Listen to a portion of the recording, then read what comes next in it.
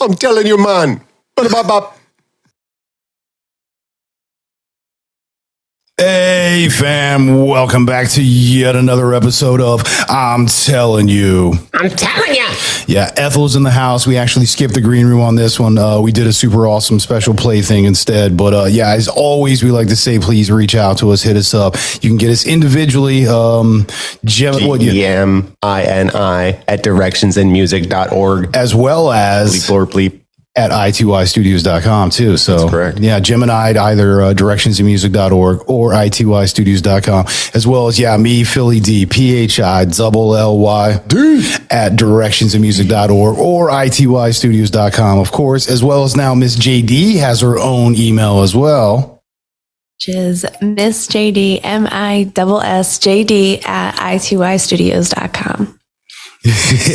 And as well as we got to start out to sponsors. I'm gonna right above us right here, roundguysbrewery.com. We're drinking some super dope beers from them as always. Kind of been our sponsors the whole time, honestly. I know, right? We've been talking about how we need to do that and all that good stuff, but they finally pulled the trigger and they are now our sponsor. It's super awesome. We get free beers, more or less. We get to hook our people up with it, as well as you at home. If you hit this up, roundguysbrewery.com, you can check it out. You'll get your actual list, inventory, everything else, as well as they ship.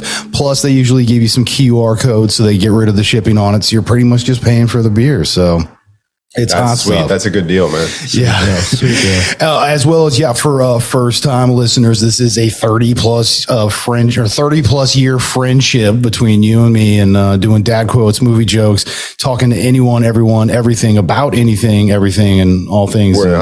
Just train of thought, man. We don't have a train of thought. We just there's no tracks for our train. That's right. Just turn it on and go. But that's how we roll. But and then sometimes we even get guests in the house, which lately we've had. But my man, if you'd like to go, please tell the people who you are. Man. Thanks for having me on.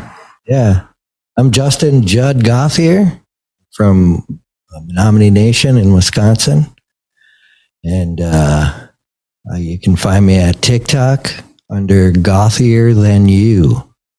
And that's spelled my last name, Gauthier, than, like the comparative. Nice.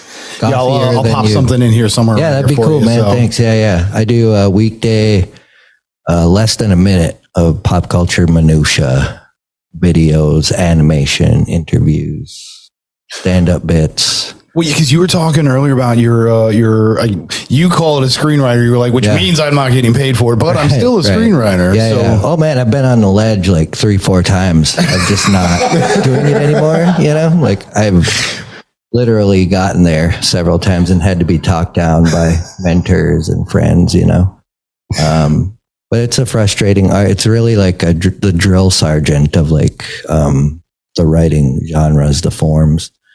It's super structured. It's super. It's like really regimented. Rigid, and depending on what you're writing, format is just sort of industry stuff. Like you have to format your stuff certain ways for. What you mean, like the way it's written out, and like feature versus like 40-minute drama or 20 TV movie. Like 28-minute comedy. They all have kind of little variances in how they're formatted. 30-second commercial or right to the commercial, basically, right? Like ramp up into your commercial, and then so they want to come back. Yeah, right. Well, because you also have to literally paint the word picture. So as you're writing stuff out, it's got to be like, this is what it looks like. This is who's there. This is like direction. I mean, dude, that's Yeah, it's just but it's a super interesting form of writing too. Like they have a couple of great. There's a couple of free actually screenwriting programs. I think it's like Viking or I don't know. Google it. They're out there. But I have Final Draft 9, and that's really a nice experience, man.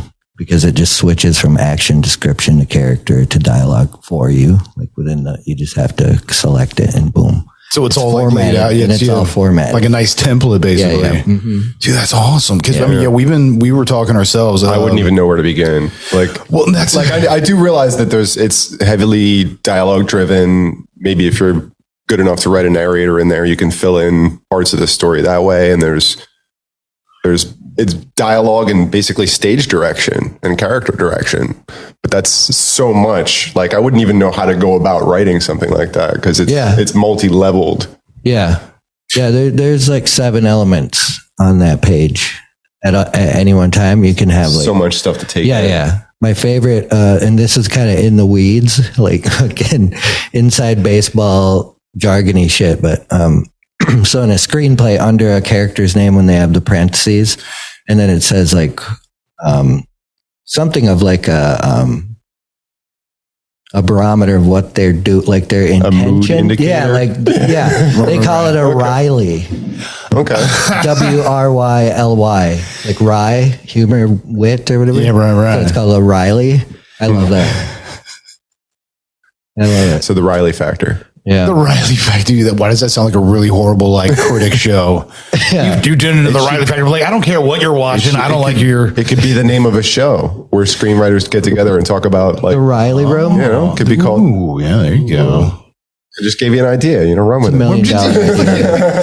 He's like, you see what I just did for you? I gave you this. I You're know. welcome. I know.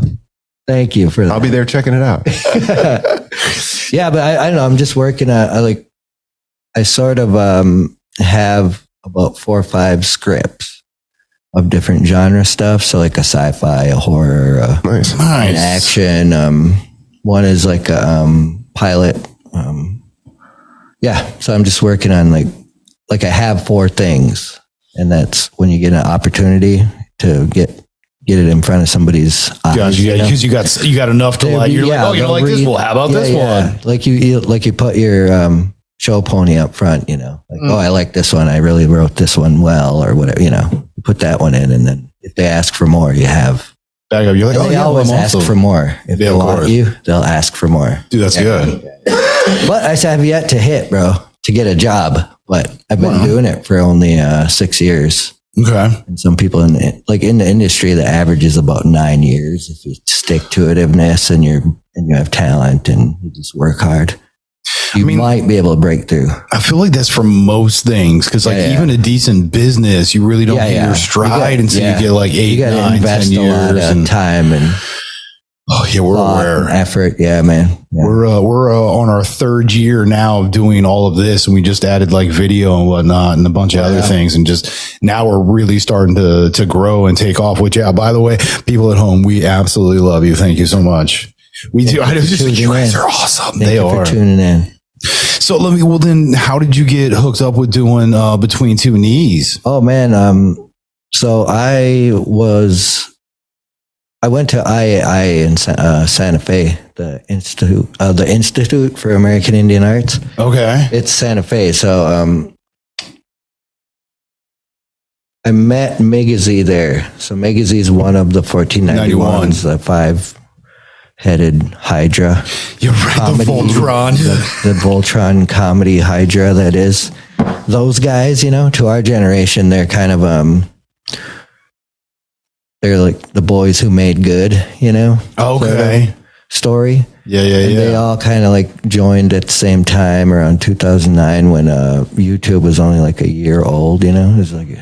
Dude, we've had that discussion where we're like YouTube was literally because I think it was like the Super Bowl or something where like it popped off and people were just like we need to have a quickly easily accessed quick video thing. YouTube was born. Yeah, man. So those guys posted videos on there back in the day, and they have a pretty ridiculous catalog of videos. You should check them out at 1491s. Okay, they're hilarious guys. Dude, I love Reservation Dogs. They're a little bit younger than me, which is kind of weird. Like the oldest one is, I think, like only 2 years younger than me or something. But so they're all of like a generation. They're a cohort, right? Guys that connected. Yeah, and you can definitely see their influences. It's very there's a passionate reference and expression for the stuff that they do. That's like just watching Between Two Knees was. It's like that's why I love Reservation Dogs. Like the way they write. Cool. I'm glad that spoke to you, man. That's because it was comedy, but with learning. It's like, hey, let's have some information. Let's have some actual truth. Yeah. But you know what? Let's laugh at it a little bit because it makes things. Laughing at your pain really does make it better. Yeah. Yeah, so. I agree, man. I mean, that's been it was a crazy ride for Sterling when he got that show. Yeah, I can imagine, because it was like season 1 and 2 were like literally back to back. Yeah. And we were mid rehearsal in the room. So the guys were all, like I said, we had like 30 pages, and then the bullet point list, which was genius. It was a genius idea because of the way we built the show together, like in the room. So you guys really come across as a family. And they all showed up. All 5 of them were there with laptops, and they were all in a Google Doc, right? And it was hilarious, man. They were I went behind. Dallas was sort of like the record keeper, so he had the doc open or whatever.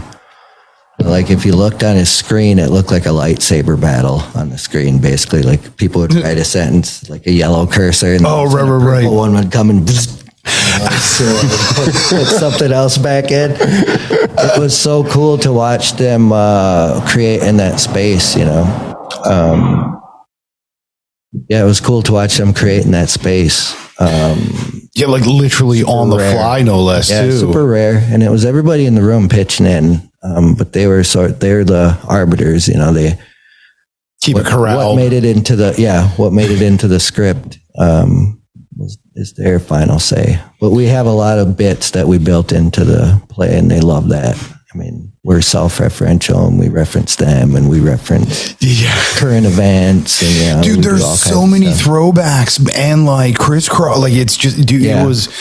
It's heavily. It's like our conversations. Yeah, you're right. Pretty much. Yeah. It does remind me of a conversation that I've had several times with different people. But yeah, man, it's an interesting ride. It's like a history. It's like a history of the world. Mel Brooksian. Dude, I said Mel Brooks would do oh my God, yes. What was the other movie I was thinking of? Not a movie, but Hitchhiker's Guide. Right, to the Galaxy. I put it as that's what the guys intentionally because they're all pop culture guys. Oh, you can tell. You can tell. I mean, it's so deeply layered that just the Temple of Doom references with the Kali Ma. It's in one of their videos. Yeah, they're freaking holding the heart up, boom, boom, boom. Dude, they're really hilarious, man. Those guys. And tossing the Rubik's cube in there, all random, and stuff. That's one of my favorite ads, really, man. I like that. It's incongruent, all the stuff in the show. He's like, how's there a Rubik's cube in 19? Well, that's weird. I mean, we were talking about building the Briggs whatever bridge and stuff and it's just you legit bring in quantum physics and all these different hypothetical theories. Yeah, the Ivy League crowds like that shit. Nerd shit. Yeah, dude, it's hilarious. I mean, why not reference them too? They're just another. But I think, and that's the thing about the way this whole production is while you're telling these stories, while you're giving this history, you're still encompassing all of the people. Because while there's the running joke in it where it's see you later, white people, blah, blah, blah, and all. Yeah. But there's comedy behind that. But at the same time, it's also when you have that education, when you get that back and forth, none of that stuff even matters anymore. And that's why you can laugh at it. Yeah. It's a really interesting, community of comedy on reservations. Right. Indigenous comedy is very I interviewed one time Charlie Hill, the Oneida comedian. He was on the Richard Pryor show back in 78. It was the first time a Native American had any kind of significant stage time, and Richard Pryor just put him up. And he kind of blew up after that. So he did the Tonight Show a bunch and Letterman. He was close friends with Letterman. He's a really interesting guy. Anyway, he was a contemporary of my dad. So of that generation, he passed away a few years ago. But I got to interview him and talk with him, get to know him later on in life. So we became friends and stuff. Nice. But yeah, he was telling me that all these stories, man, it's just really interesting. The one that I recall, and I think this is Googleable too, but I'm pretty sure it is. Don't threaten the fact checker. She loves looking shit up. I'm pretty sure it is. But so he was going to early on in his career. It's like the late to late 70s.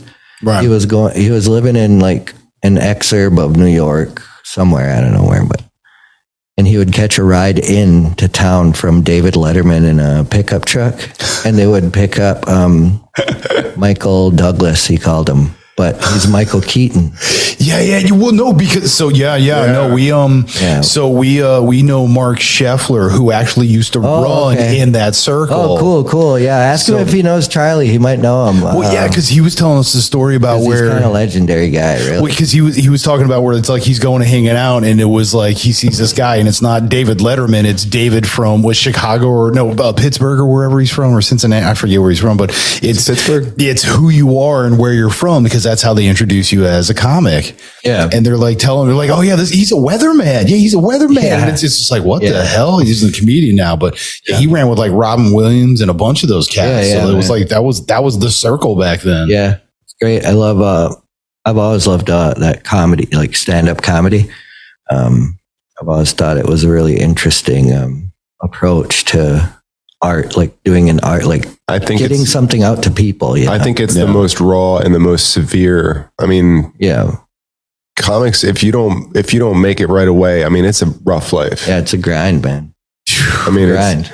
We call it the circuit, where you just sit there and just lapse. Yeah. We've talked about that a lot when we talk about, like you don't realize like the most depressed person you could ever meet seems like a clown on the outside. Yeah. And like you don't realize what.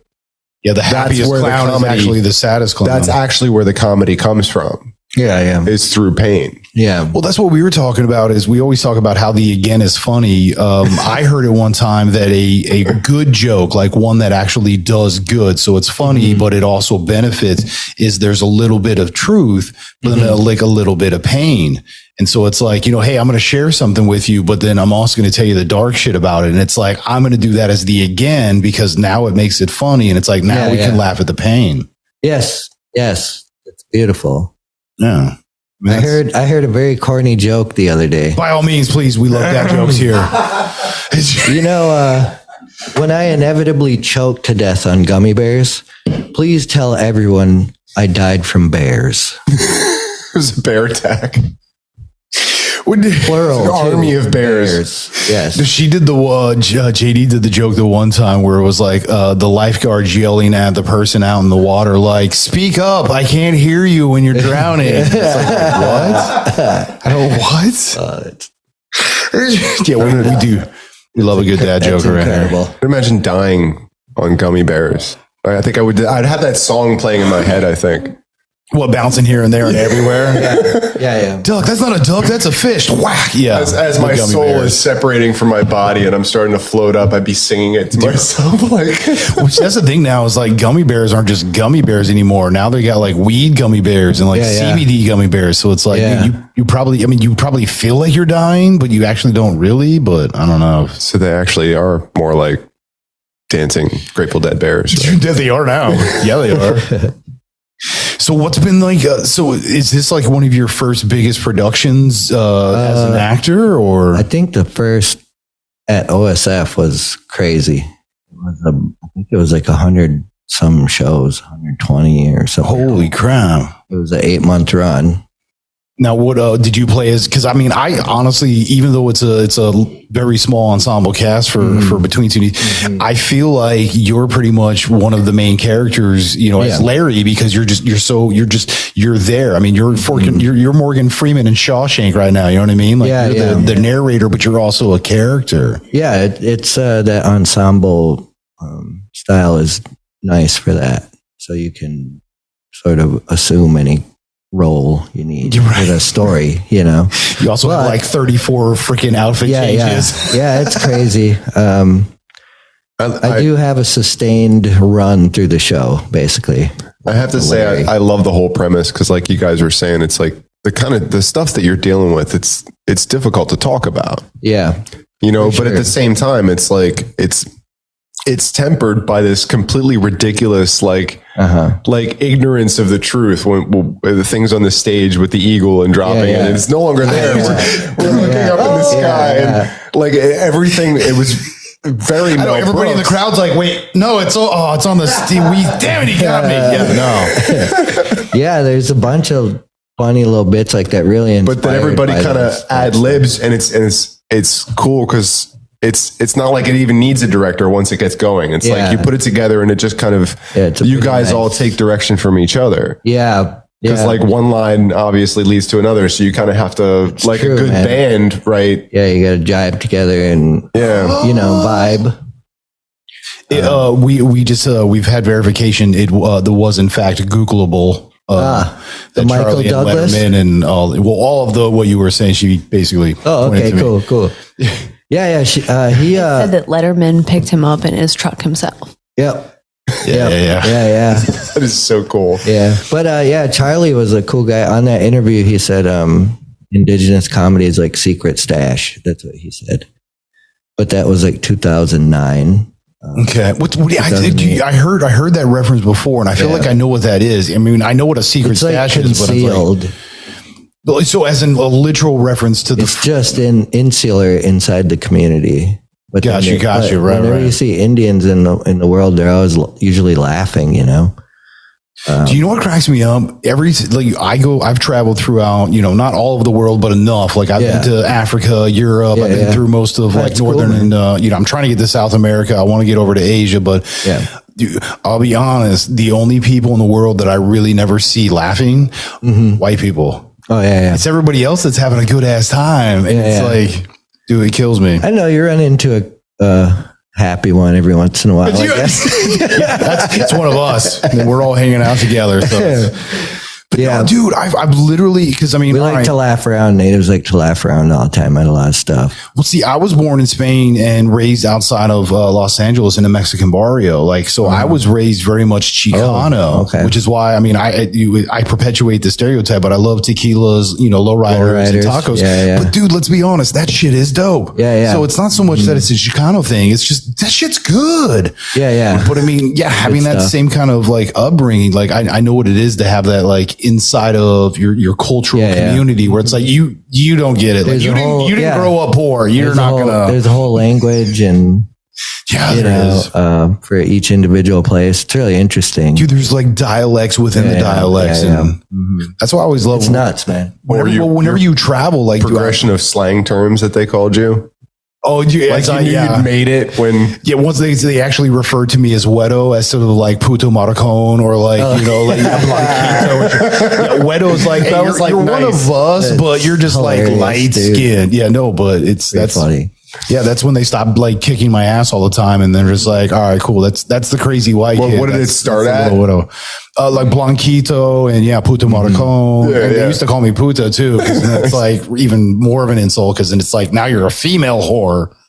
Dude, I was a little butterball though, but I played soccer, so I was like the fastest little butterball. Plus, I was always getting my ass kicked, so I just had to run a lot. So I got to be really fast, but I never lost the weight. Like until I like actually stretched. Dude, I'm like up pretty well. Yeah, which when I was like 16. Yeah, dude, I had to grow into my paws and kind of shit, but. But once I started fighting back, but dude, I love that inner, it's the inside joke shit. Yeah, it is. But I think starting right around that time, which is crazy, because I did the interview with him, and he's from a different generation, and his experience in the industry was very singular, man. Like he was one of the only indigenous comedians that was doing that. Those big stages, Otherwise, there were like a lot of regional guys too, but mostly Midwest Canada that I knew of, Well, because I grew up again, Cali. You had like the improv and all that kind of stuff. Stand-up comedy was like out there was everywhere. Yeah, man. From like 10 o'clock until like 2 a.m. Most channels had the stand-up comedy. The improv from LA or Vegas or whatever. So it's like. What was that one? Was like Comics Live. Remember that interview show? Yeah, that was a good one. Yeah, man. But that was So I mean, but I also grew up very Mel Brooks, because the first movie I ever saw on the big screen was Ghostbusters, but the second movie I saw on the big screen was Spaceballs. And my mom was just kind of like, oh, I'm going to introduce him to Mel Brooks. And I like laughed my ass. So she's like, oh, so we literally go home. She's like, we're going to get Blazing Saddles. So here I am at like 8.5 years old watching Blazing Saddles. And it's just like, he gets me. This is funny. Like, I get this. Yeah. I remember watching all kinds of inappropriate movies as a kid, like I should not have, by all rights, I should not have watched, but see, The Shining at like 5. That's like wrong. Pretty much. Well, but it did influence me in some way. Absolutely. And that was what cracked me up in my house is my mom introduces me to Mel Brooks at like 8.5, 9 years old. But as at like 9 and 10 years old, I'm not allowed to watch Three's Company or MTV. Okay. Because it's too much. Sure. Which overload. Overload, young man. Slow down. Well, but it was because of those, it was the connotations and like the sexual nature and like it was all that kind of stuff. And I'm just like, so, really crazy, truthful, honest humor. Okay. But, boobs and ass, not so much. I'm like, all right, cool. But Three's Company. I mean, dude, it's pretty nothing innocent. Actually happened. It's pretty innocent, really. Yeah. See, I never. There was a there was more innuendos. Yeah, true. I mean, plus, Jack was supposed to be gay, so it was like, bosom buddies. Yeah, I was just going to bring that up earlier. But I have a question. When did you decide you wanted to be a screenwriter? Like a screenwriter? Yeah. You have to speak into the. Hello. Yeah, is this like your first time on mic again or something? What the hell is it? You've been doing this for over a year, lady. Day one. She's used to be like, I'm over here I'm on the side. Yeah. Like, I'm not actually in the room. Yeah, normally she's not here with us. She's in North Carolina, but yeah, no. So yeah, what got you into wanting screenwriting? Yeah, I got accepted to so it was an MFA program that was a low residency. So it was called the low res program at IAI. So were you already in school and then this was an additional program then? Yeah, I had just graduated from UW-Madison with my bachelor's. Nice. In creative writing. So then my idea was like, I went back home and one of the librarians there were like, there's this program, it's for writers and they cover all different kinds of genre. So they do like narrative and short fiction and poetry and screenwriting. And so it's this beautiful little program that has like 5-6 disciplines represented. That's nice. And so I wrote a piece for that. I wrote a short story because I had never written a screenplay or like, I think I owned the Seinfeld scripts, that big thick book of the actual scripts, the yellow pages. Yeah.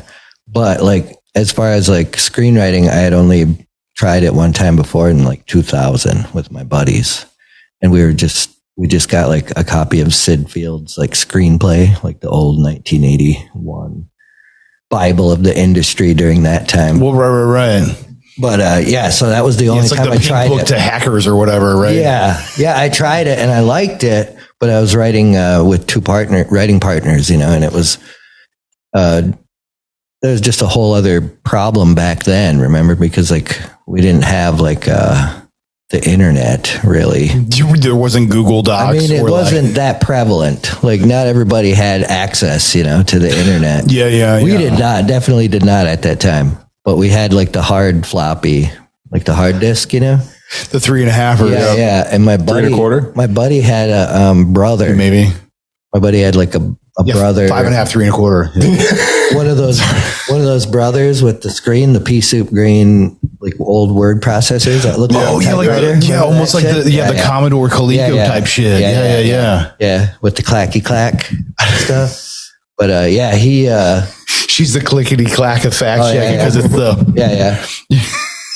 yeah. So it's just cool, man. But so I mean, so I guess that's when you just kind of like got bit by it, but then you didn't come back around until. Well, I wrote the short fiction story, so I think it was like 15 pages, and it was my entry, and then so they accepted me in, and so I went.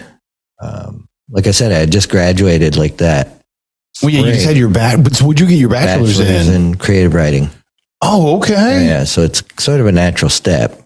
for me to do. Well, yeah. There was a lot of writing programs I was looking at too. So now, how well do you spell? Let's be honest. Spell? Dude, I'd say I'm all right. I'm pretty good at writing, but my spelling sucks because I'm kind of just I'm like I can't even pronounce it. Yeah. That's how dyslexic I can't even say that shit. I'm something. I don't know. Dyslexia. We saw mine come out in our last interview. I always get my Murray's wick. Yeah, you got to pronounce. You got to speak. You can't. Dude, dude.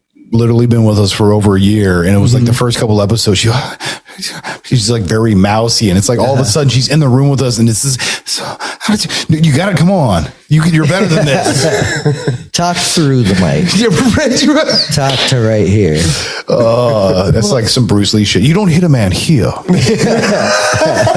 It's true though. You work with audio guys, I'll tell you that.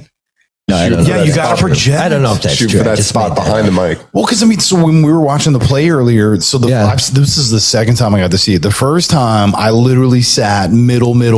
So I'm like middle row, middle aisle. It's a great seat.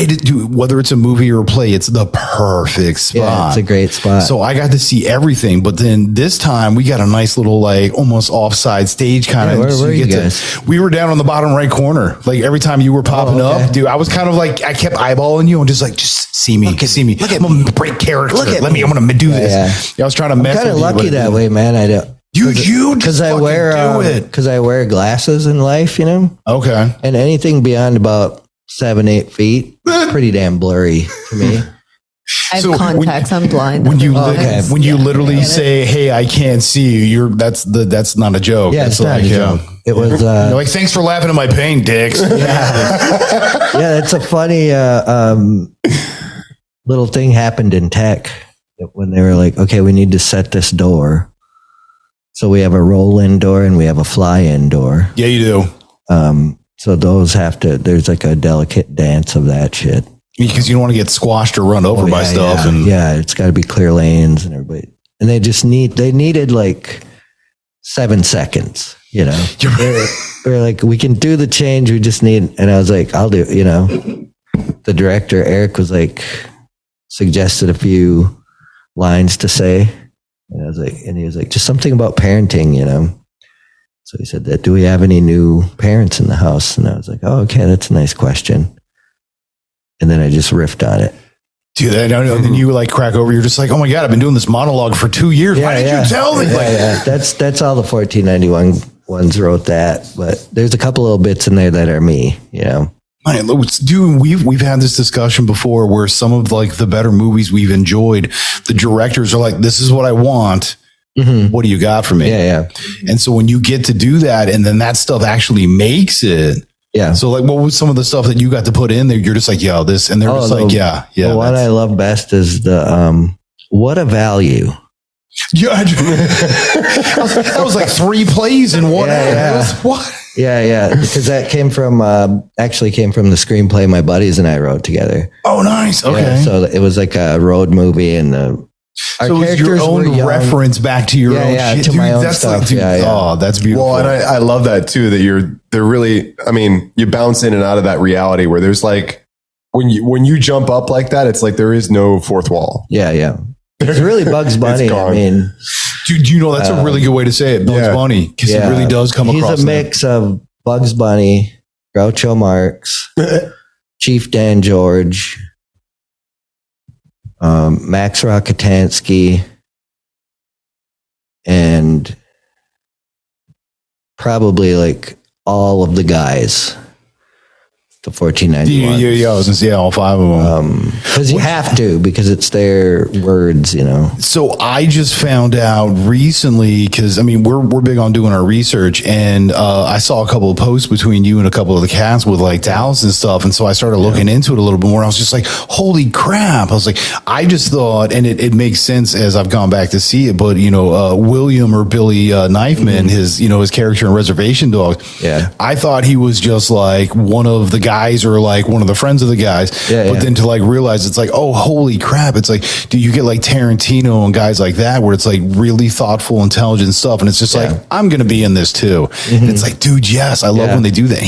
hilarious. Yeah. I love his shit on Reservation Dogs. His scenes, great, he cracks me up. He's great. He's ready to. I can see him getting some work.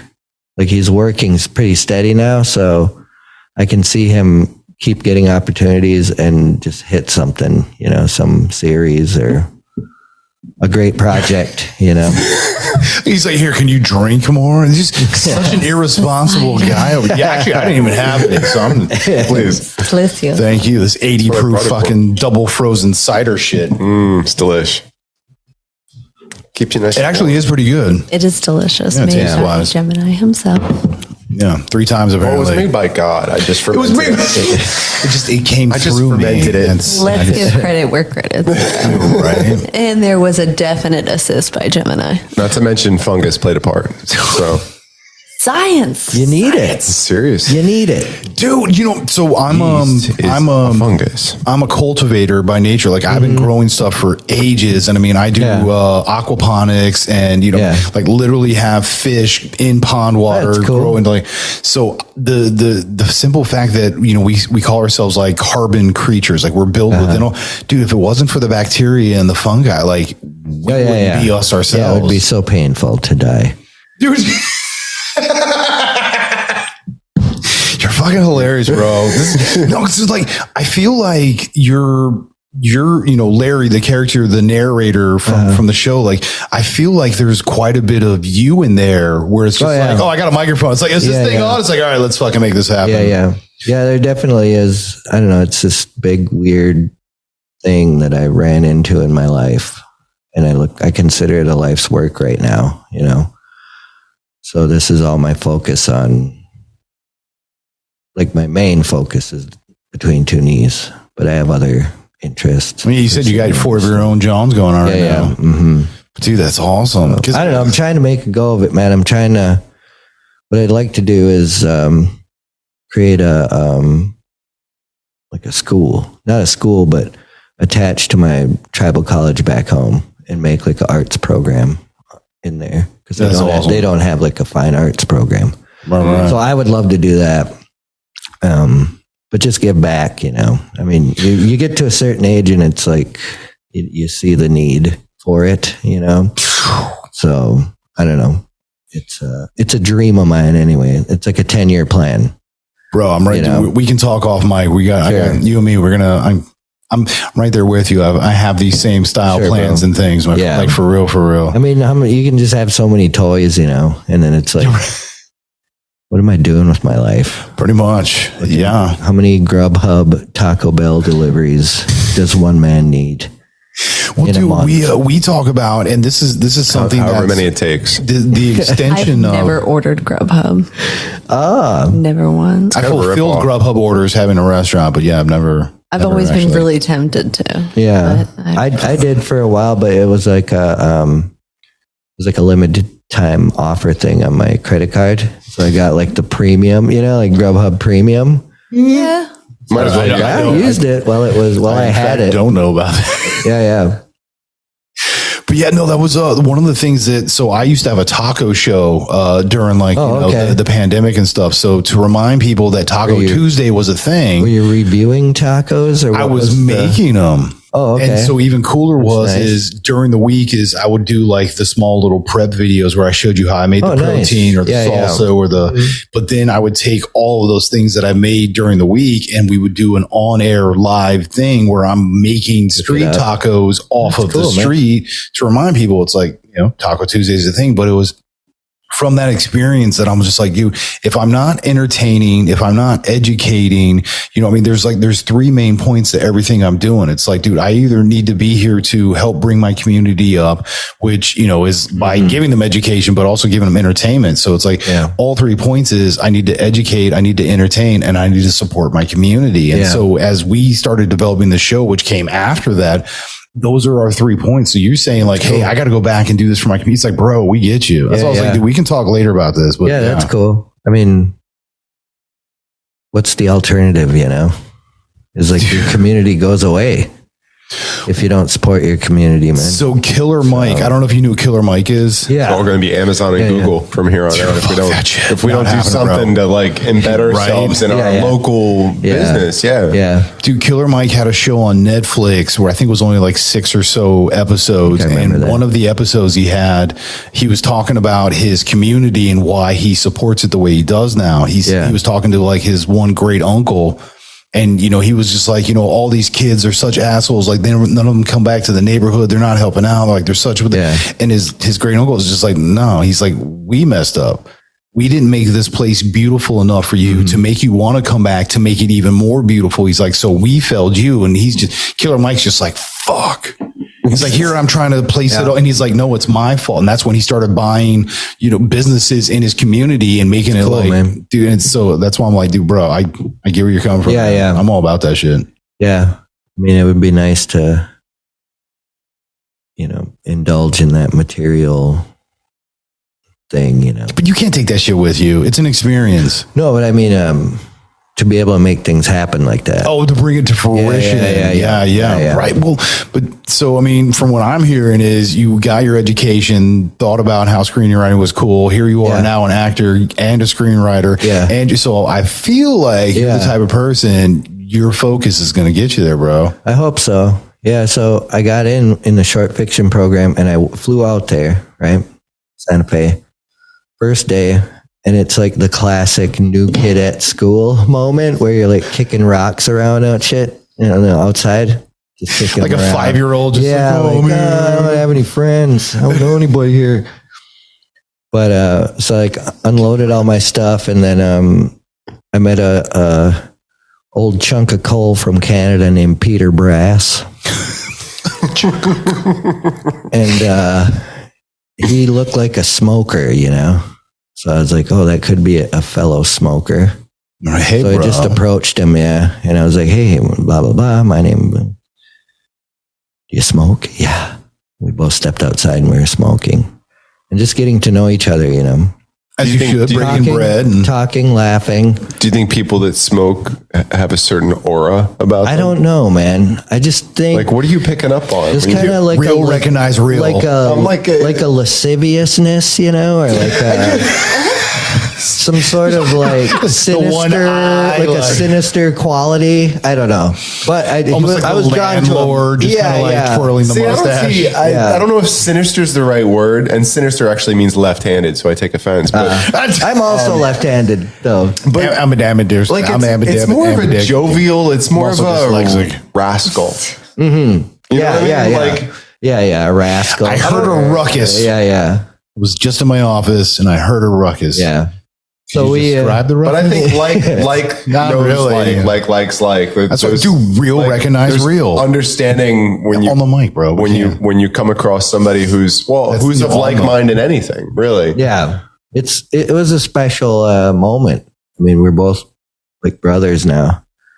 When I met him in an instant. Yeah, it was pretty crazy. And then we were smoking outside and Migazy walked up from the 1491s.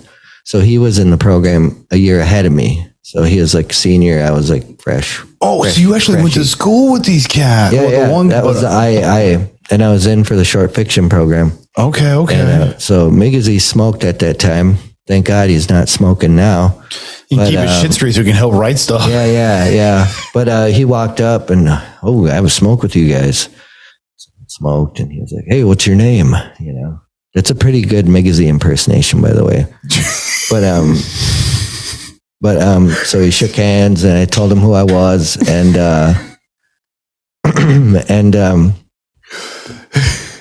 and he was like, oh, Gauthier, do you know? And he said my sister's name. And I was like, yeah, it's my sister. And he was like, oh, your sister and my sister got each other through Denver University Law School. They were like study buddies.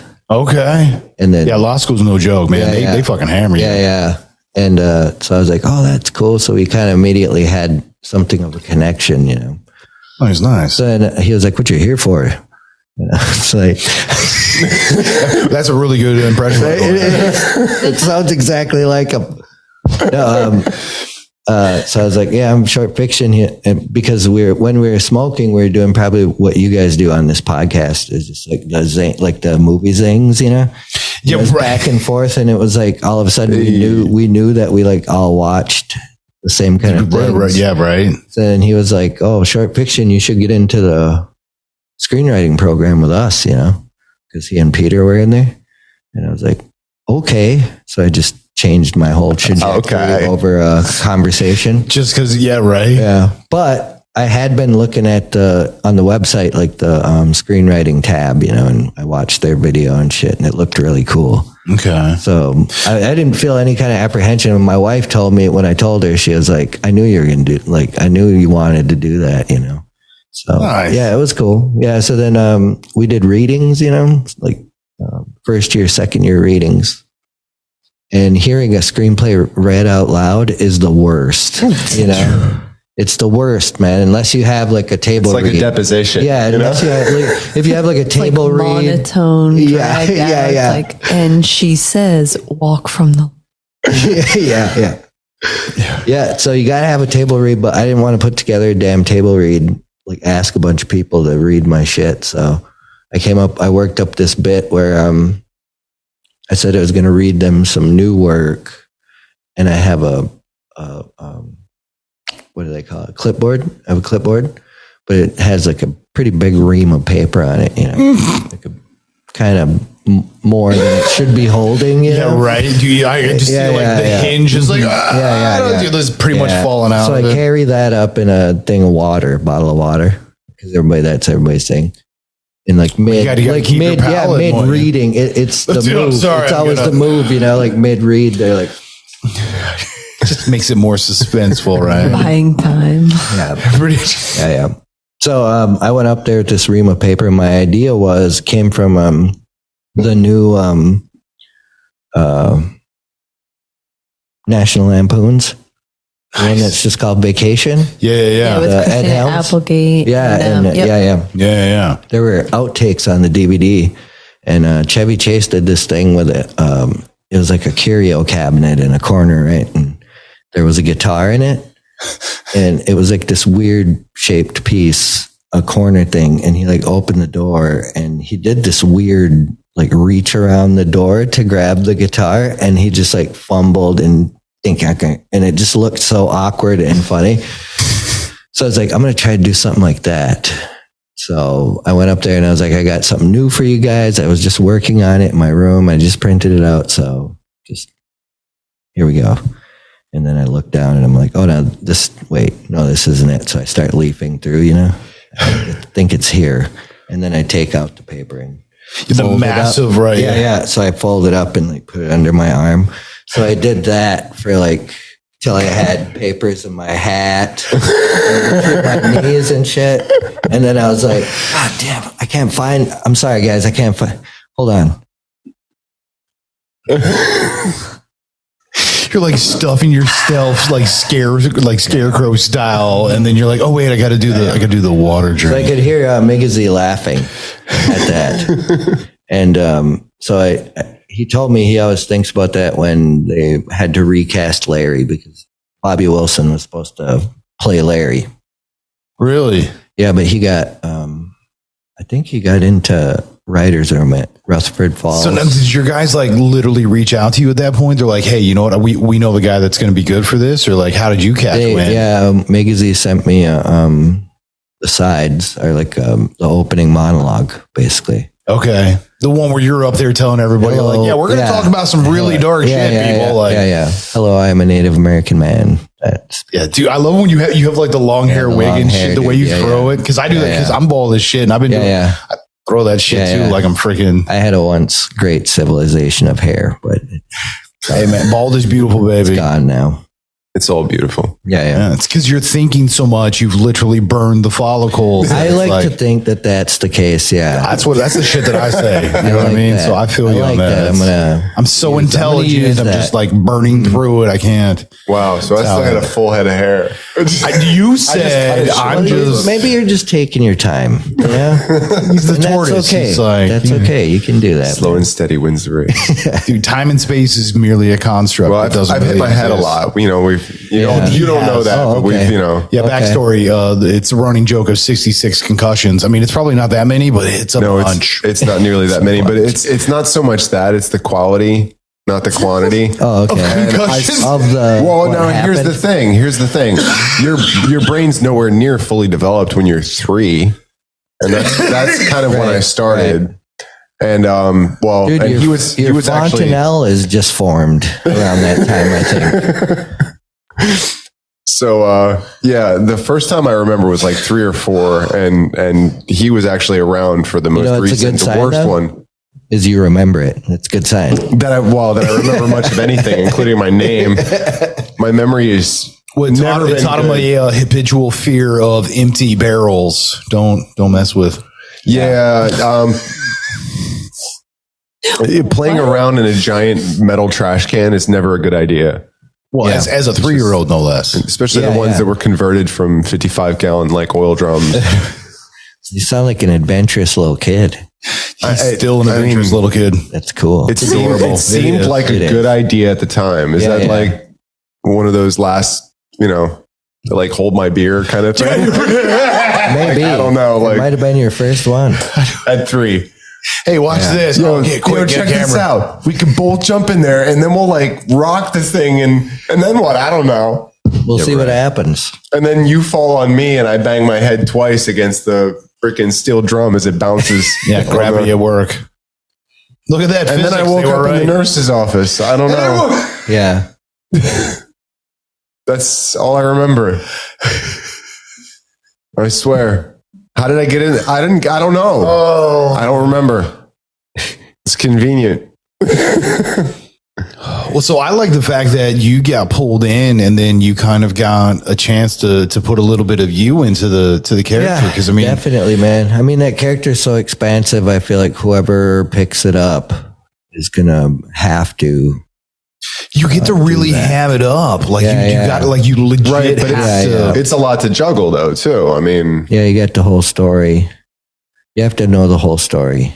Yeah, and all the weird tangent things that it does. Like we love the that's tangents. That's a magic word here. Yeah. Oh yeah, we literally have a shirt that says "I've already tangented," and on the back it says "I can't tangent any further." Which is like a Super Troopers throwback, because it's like I've already pulled over, I can't pull over any further. That's right. Yeah, I remember that. So that was our running joke, because I love quoting Super Troopers because I think Broken Lizard is a hilarious troop. Oh yeah, some of the shit they put together, like Club Dread, the ultimate B-rated C rated hookup to like, dude, it's the dumbest movie ever horror wise, and it's hilarious. Bill Paxton's in that. I think I saw it once.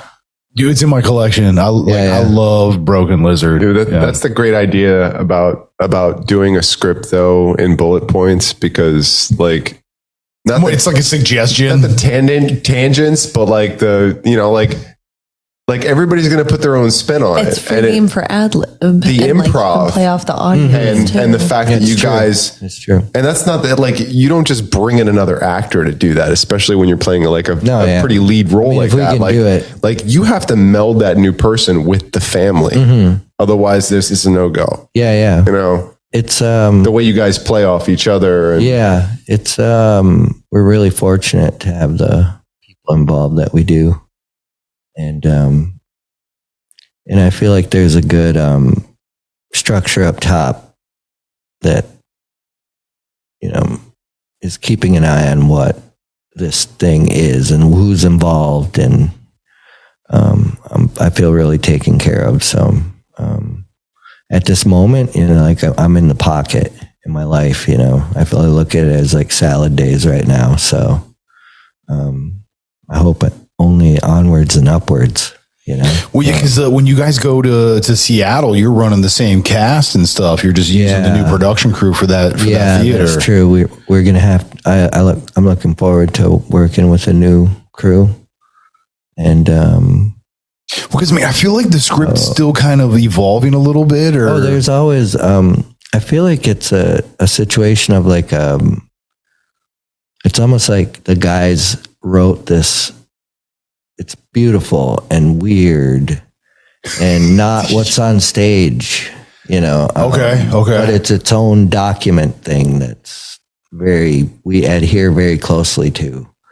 It's almost the Bible for the show in a sense. Yeah. It's like a show Bible. Sure. You could say that. But, manifesto. Yeah. A manifesto, sure. Mm-hmm. Yeah. Like a fiasco. Standard operating procedures. Yes. The SOP manual. The SOP. Hold on. That's right. I'm going to need a second. I got to. Yeah. Page. Did you try turning it off and turning it back on? Did you do that? Are you sure it's plugged in? You got to hit and hold the power button. Yeah. Yes. 5 seconds. Make sure it completely shuts off before you. Is the light blinking or is it steady? Yeah. So what's your favorite part of the whole production at this point? Man, I think honestly, right now, I like the rant because I get my own spotlight and I just get to go like tear through that text. Yeah. Yeah, you get a couple of really good monologues. That was not written. That was spoken into my phone, and then so it's kind of like you just memorize it. Gotcha. Okay. Yeah. But it is if you listen to the whole thing and you break it down in segments, the whole thing does make sense. Yeah, it does. It's just so all over the place that. But that's how people talk, express themselves. Yeah. So it's like a 4. I can do it in like 3 minutes and 40 seconds if I just fucking hit the throttle on it, because I've rehearsed it so many times that I did time trials and shit. Okay. So it's like if I speed up in this part, it'll buy me 3 seconds. Because you got to deal with like timing and stuff. Because if you all of a sudden you get that cue from the side where it's like, we need an extra few, you're just like, yeah. I think that's a rarity. Only had that happen a couple times, because if you have a good machine of a show that has buy-in from the backstage and the actors are all sort of in their gear, then you shouldn't have to stretch. You're right. The show will just fill what it's supposed to. From the first show, which was opening night that I got to see, to this one, you can definitely see that there was like that much more of a progression. Which I would say with Wicco was on the first one, he couldn't freaking get the one leaf blower to turn off. Oh yeah. It's just like he's like, take your time. Like that's literally not in the script, but you so guys funny. You make that quick little improv, keep shit rolling. And James Ryan is like a comedy fusion rod, he just kind of fucking emanates this comedic presence in the room. When he's eating the cake with his feet up on the table. When he wants to, when he turns it on, he is a pretty powerful comedic performer. Dude, he's got a great presence about him. I mean, he's also the other night he told me, and it made me laugh, because he was seeing agents and stuff, and he said, one of them told him, "Well, you're like an Asian Ryan Reynolds." And I was like, yes, that's so good. That's a nice compliment. That's a hell of a compliment. Yeah, I would take that. Yeah. Dude, we had Larry Hankin, who was Mr. Heckles on Friends, and I called him the White Morgan Freeman. Yeah. He's been in more shit than Morgan Freeman. Yeah, he was Kramer. He played he was the other Kramer. Bizarro Kramer, But he was also old Joe in freaking Breaking Bad. Yeah, I remember him in so much stuff. Dude, I know him from like all the older stuff, like surely. Like he's I remember from Armed and Dangerous with freaking John Candy. Eugene Levy. Dude, hell yeah, dude. And Meg Ryan. Yeah, it's great. That's good ass shit, dude. Great movie. Dude, I know it's but I think this is. At least, I mean, the thing that I've always, because, going back to the conversation again, it's like the directors or the writers or those who are in control, they have their vision. But when they literally is like, hey, this is what I need you to give me. Now show me something. And then you actually get to almost take that and throw that in there. I mean, I feel like with the way you guys did it, especially again, coming in with only like 30 pages and bullet points, a lot of you got to be able to put some of your influence in there. Like it was almost like a working piece, Yeah, for sure, man. It was a living document, that, like I said, it was a lightsaber battle every day.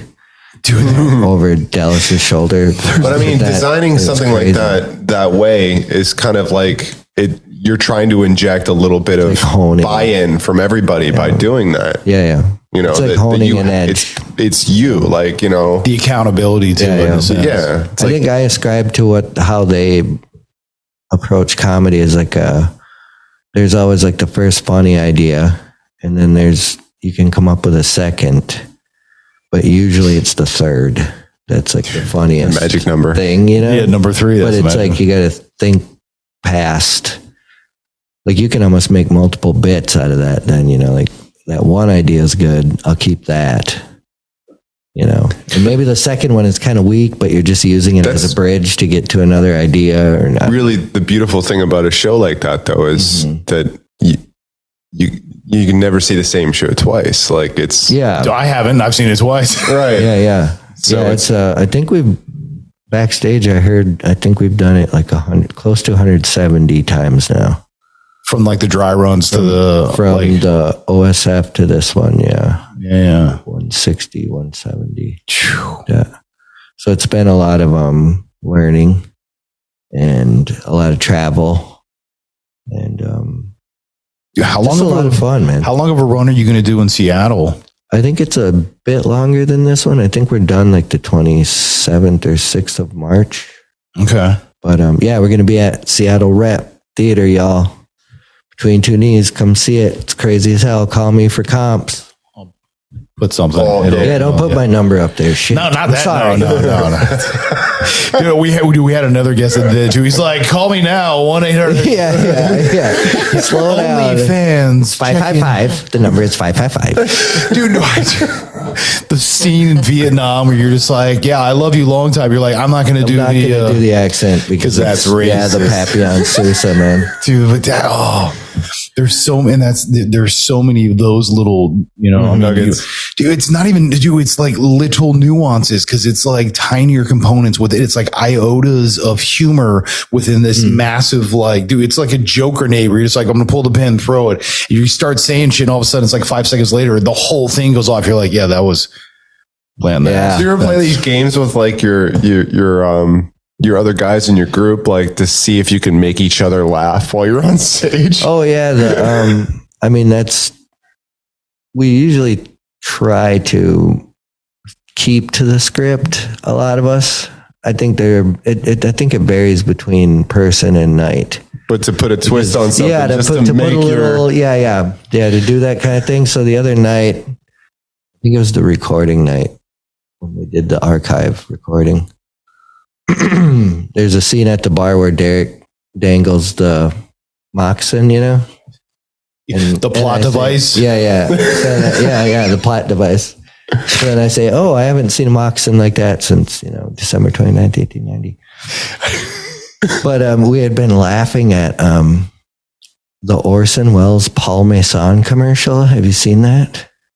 Dude, I don't watch TV, bro. Believe it or not. Like I literally, So it's from like 83, I think. Dude, I think, but he's like on a sleeping pill. Everybody thinks he's drunk, but he's actually on a sleeping pill because he had been working, shooting in Vegas, and he had to drive from Vegas like 6 hours in a limousine. So he took a pill to fall asleep in the limousine, but he just rode it out, like. And you.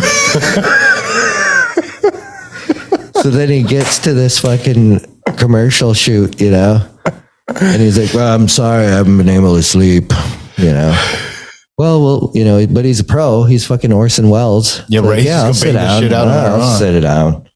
So then you have to see it. Dude, JD's like, you have to see it. I don't want to. I want you to see it, and then I'll explain to you the bit. With Derek. Okay. I mean, we can't do that. I mean, we're kind of at a place where we can explain this later, but it's all good. Anyway, so what I did was I tapped so he's drunk. He seems drunk, and it's a fucking champagne commercial, So it's kind of funny. It was a wine commercial, yeah. Yeah. Paul Masson. The director says that Orson Welles was not drunk in the wine commercial. Yeah. So anyway, so there's these two actors, much like you guys in this position, like the man, woman, and the man's holding the bottle, Product placement. Presenting, yeah. So then Orson Welles just goes like, the French. Champagne has always been noted for its excellence. There is a California champagne by follow me, son. And then the guy's holding the bottle and he does this. He hits it all weird, like 4 or 5 times. You got to see it. It's ridiculous. Anyway, Derek and I have been watched, like I showed him that because I found it way back in the day. And I showed him that, and he was like, "Oh my God, that's so good! Imagine being those actors, you know." Like, try not to break character. Yeah. Oh, it's like, oh, it's crazy. Anyway, when he pulls, when he pulled the moccasin, I was like, I haven't seen a moccasin like that since and you can see it in his face, dude. Like, I'm not gonna laugh. Yeah. It was fun. So we have fun with each other like that all the time. It's like that's awesome. It's pretty much like a improv Olympics backstage too, you know. Right. Oh, yeah. That's the thing with us is we movie speak so well that once it starts, like we've actually started a drinking game based around it. And trying to anyway. No, it's a thing now. It happened. Is there a binder? Is there a binder involved? There isn't. No binder. None. It's just beers and movie quotes. But we started getting into it, and at first it was like the first couple was just like, oh, haha, a drink, and then all of a sudden we start getting into what we normally do, which is like we literally have conversations in movie speak where it's just like, oh yeah, this, that, the other, and blah blah blah. Damn it, drink. And we're just like, every other statement. It's like, son of a. Oh, we were they piloting were trying to sign off and they couldn't because one kept going after another, and they're just like, I hate you. Yeah. Well, we're on hour 6. I need to go. I hate you. Yeah, but no, drinking games are fun. Did you guys ever have the little man rules, where whenever you picked up your beer, you had to take a little man off and put it on your shoulder and drink? Never heard of this one. Put him back on before you put him down. Dude, that's like some asshole rules once you're like, They're like, oh, you didn't pull your little man off. It gets pretty rough, that one. Yeah, I had friends that were like the king of asshole, so that like they just, as soon as they did, they're they had their line of rules where it's just like, I just sit back and watch you all. For sure. I got like that eventually. It's like my favorite drinking game is sitting and drinking, and that's super easy. Super easy game. Called I do it at my own pace. I enjoy what I want when I want. Rules, I win. Sitting and drinking is dangerous, though. Yeah, that is. You can't sustain that. Because then when you stand up, you'll be gone. I've seen it. I've actually seen it. I have to walk a flight of stairs when I go to bed at night. So well, that's good exercise. It's a rough journey. My whole house is on one floor. Dude, I love how we've been trying to like sign off for like 5 minutes now. Or I don't know. I don't. Are we at an hour? It's additional content. I know he can't. He's like, oh, you at home don't know this, but the camera's like popped up, and so you can't really. But he can't see it. Yeah, I can't see the feed. But yeah, no, we should wrap this up. We really should wrap it up, B. I feel like we should have Dave Chappelle's sign. That's what I just said. Wrap it up, B. We're big Dave Chappelle people. He's very because that goes back to what you were saying earlier, where it's like you write Dick Gregory of our generation, right? Yeah. But it's like you write a joke and then you write another joke, and then when you get to that third joke, dude, his writing style is he's like, I write a punchline, and then I write multiple jokes for that punchline. Yeah, it's a great idea. We've heard that too. Because he's like, dude, you know what? Back in the day. Well, no, because his one special was the punchline. He's just like, I got to make a joke where the punchline is pussy juice. And he wrote joke after joke after joke. And he's like, no shit. He's like, hold on, I got another one for you. Is that For What It's Worth? I think that might be For What It's Worth. I think so. It was after Sticks and Stones, I think. He had one that was in like San Francisco. That was the one where I think he was talking about Daphne or something. Oh, no. That's where his balls were smooth as eggs. Remember that one? Where he got Botox on his balls. So his balls are smooth as eggs. Dude, I don't know. That's hilarious. Dude, all of his specials. The one where he gets fucking the VHS tape of him jerking off. Yeah. Oh, yeah. And then it was like him watching the tape of him jerking off. He's like, how are they in my room? Oh, my God, dude. Dave Chappelle gets me. Yeah. I got to see him live one time. Oh, my God. He came through Madison when I was there, and for my birthday I went. I've seen George Carlin a couple times. Oh, that's awesome. Yeah. I had a chance to see him and didn't go. I just kicked myself. Dude, him and Gallagher. Dude, Gallagher, as funny as he is, like joke wise, dude, he's really thoughtful. Yeah. He's one of those types where he like interlaces laughter with learning. That's why that's why I love like too. Yeah. Yeah. Yeah, when I was reading the from the director where it's like, hey, this is what it is. This is how I grew up. This is what I'm doing. I was just like, I'm going to fucking love this. So, oh my God. Yeah, I was so amped for the first one. And then when I got the chance to see it again, I was like, guys, you have no idea. Oh my, dude, there's like everything that's right about the 80s and 90s from like culture, movies. I mean, it's all in there, as well as it's knowledge and laughing. It is it is the best. Cool. But if you want to find my man over here, we're going to throw Judd all that Gauthier, stuff there, as well as Seattle soon. Yeah, do give him Gauthier Than You on TikTok. THAN. I'm going to spell all that. I'll be up there. Yeah, it's my last name, then you, and that's about it. That's it, dude. Dude, that's about it. And that's all you need to know. Yeah, and that's right. That's Popcorn, shrimp. Come see the show. Come see Between Two Knees in Seattle Rep. Yeah, I'm gonna put all that up here, description below. See it twice because it won't be the same show. Yeah, dude, for real. Yeah. Ernie Banks. It's organic. Twice. Beautiful. Yeah, bring your bills and your quarters. Once you see it, you'll get that joke. Oh yeah. Which, dude, we're sitting down, and we literally just sat down. We got our beers, and I'm like, fuck. And they're like, what? I was like, I forgot my quarters. I literally got like a shit. And they're like, what? I was like, you'll get that. I didn't realize it was like rice and toast and stuff like that. I didn't realize it was that kind of thing. Yeah. When you started talking about the bucket, this, that, and the other, I was like, you'll see. I was like, pay attention. It's a super cool thing. It was right in from the beginning. They had a donation bin right from the beginning. And then I'm like, fuck, I got no change. Am I going to be like called out in the middle of the show? Like, dude, the bucket never even made it to us this time. But first time, we were in the middle, so it did come around. We threw some money in there. We actually threw bills and stuff. That's cool, But when I was like moving it, I actually like shook it a little bit. There was quarters in there. I was like, fuck yes. That was awesome. I think we raised close to $20,000 for Sherman Indian School. Yeah, no, the bucket they do. That's for real. AV department, and that was during the run at OSF. That was 8 months of. Yeah, I heard like one night was like $1,500 or something. Yeah, like, dude, that crazy. Is there a website or something if somebody would like to donate for the donation? I think we should put something like that together, but we are giving it to like a local tribe. Yeah, but at Yale they had their own Indian house over there. Native student house. So we just donated it like to a GoFundMe or something like that. Yeah, like some if sort there's a of web page. Yeah, if there's something I could, say insert here. Hook us up with that, and it'll be up here. Yeah, I'll send. So we got a couple of weeks by the time. Yeah, you at home in the now you don't get, but we're we'll figure it out. Privilege. We got time. Yeah, I'll send you a picture of B. Arthur. Just put that up there. Because I don't know yet, but maybe in the future, I will know, but I don't. We do it as a Spaceballs Mel Brooks thing where they're watching Spaceballs as it's happening. It's like, what is this? Is the now? See what's happening now is happening now in the movie. Or when will then be now? When will then be now? Soon. Yeah. He's trying to catch himself. Yeah, I know. Right? Surrounded by assholes. How many?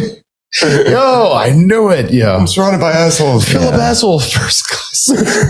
We do. We got to wrap this up. B. A quick throw out to the sponsor. Roundguysbrewery.com. Literally, you can hit them up. You're going to get the inventory, what it is. They will ship. Plus, again, QR codes, so you're not going to have to pay for none of that crap. It's super dope. It's awesome like that. Thank them so much because they brought all this for tonight and everything else as well as many other things. They've been loosening our tongues since day one. So, dude, they literally have Patron. You're next. Round Guys is super awesome. Check them out. Amazing people. This is, we got itystudios.com and directionsinmusic.org. So you can get GEMINI at either of those at directionsinmusic.org or at itystudios.com, as well as Philly D, PHI, is that what they sound like right now? Yeah, PHILLYD at either one of those, as well as Miss J JD. Because you got yours now. You speak up though. MISSJD at ITYstudios.com.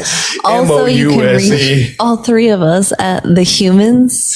Yes. Oh yeah. HUMAN. Don't rely on my spelling. Do The Humans. The Humans. THEHUMANSS at ITYstudios.com. But this has been I'm Telling You. I'm Philly D. Mr. Gemini. Clickety clack a fact check of Mr. D. Judd. And family is always be good to yourself, be good to everything else. Much love. Peace. Peace out.